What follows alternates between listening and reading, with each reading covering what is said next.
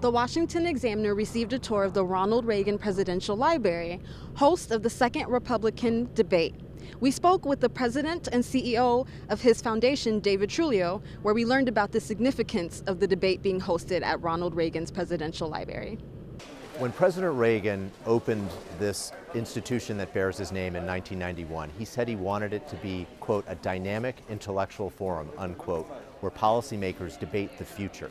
There is no better place for candidates seeking the highest office in the land than the Reagan Library to come and articulate their vision for why they should be the person who attains the highest office in the land.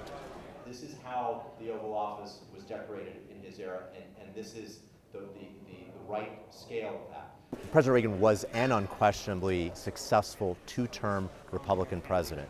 He defeated communism, he restored the American economy, and he revived America's sense of itself. So those are enormous accomplishments, and naturally there are lessons, and those lessons are deeply applicable to today.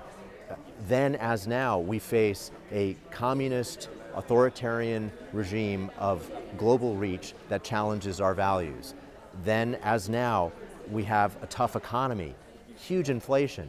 So those are issues that President Reagan successfully overcame. And in addition, America had lost a sense of itself in the 70s going into the 80s.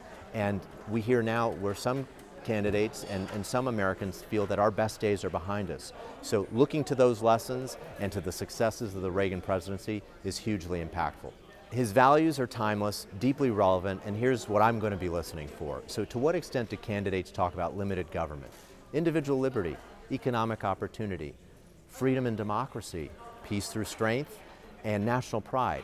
That's what I'm going to be listening for. I think candidates would be wise to speak to how their positions align with those values. Well, there was a future governor of Florida on that stage as well. There you go. Well, I'd love the candidates to draw contrasts between what they hold and what President Biden holds in terms of their policy positions.